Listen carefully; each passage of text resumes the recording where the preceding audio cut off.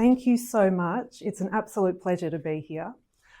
I'm going to start by saying I keep a photo of my 7-year-old self in my handbag. I'm dressed in a white angel outfit with silver tinsel wings. Mum made it for me for a school play. And I'm staring at the camera, completely unimpressed, like super grumpy angel. And to be honest, I was quite unimpressed with a lot of things at that age. Mostly due to the fact of growing up in a household where the TV was on constantly with the news. And one particular afternoon, I paused and watched a news update unfold, and I literally felt my heart breaking. I realized two things that day. Confused and confronted, I realized I was not okay with what I was seeing in the world, and I realized how deeply I cared for and loved humanity.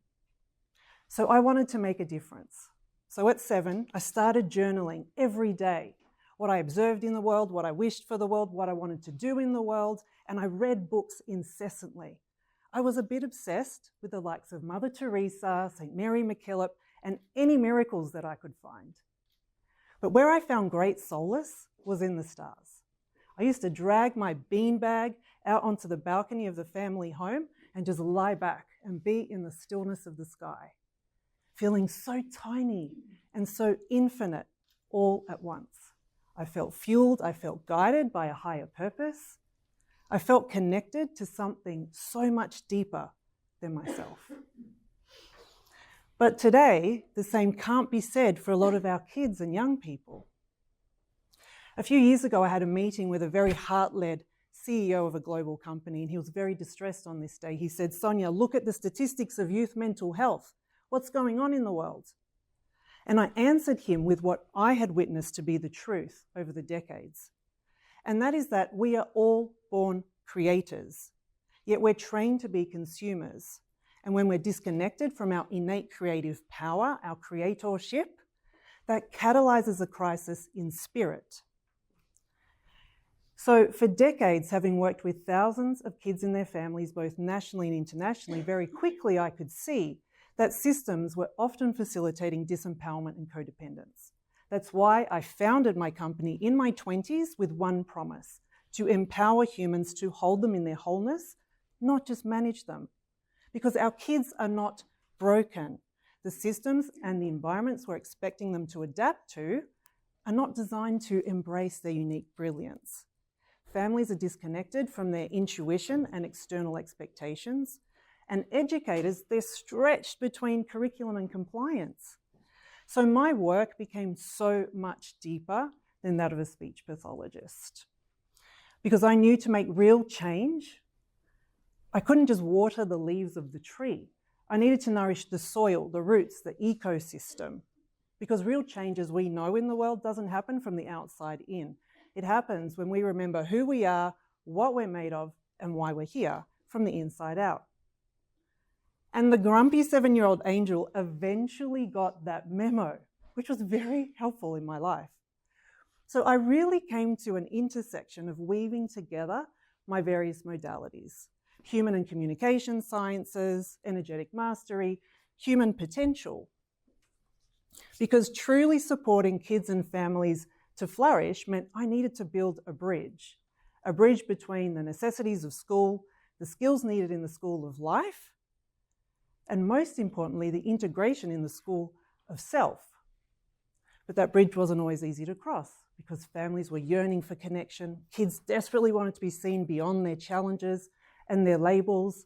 And professionals, they were just searching for more human, heart-led ways to help. So that's what inspired my writing of 5 Golden Keys to Raising Empowered Humans. It's a multidimensional approach. It's a gift that helps us parent our own evolution while empowering self-leadership and lifelong flourishing in the next generation. So I'm going to leave you today with something special that I share in the book. It's something called Heart Sparkle Communication. And I discovered it in what was a very intense module in my own school of life, where in a matter of weeks, everything changed. A separation from my husband, moving to the other side of the city to a new home, a car accident that wrote my car off, the passing away of my mum, and all 3 of my kids starting in 3 new different schools. A friend said to me at the time, "Sonia, it's like someone's picked up the snow globe of your life and just shook it a lot." And in the swirl of all that uncertainty, I really had one choice to make. How do I want to show up? For myself, for my kids, for my work? There was so much I could not control, but I could choose the energy that I wanted to hold. I could choose the energetic field that I wanted to create with intention. At that time, the toughest adjustment was shared care of my kids. I found it very unnatural not to see my kids every day. It activated a primal ache. So I went inwards and expressed outwards through writing.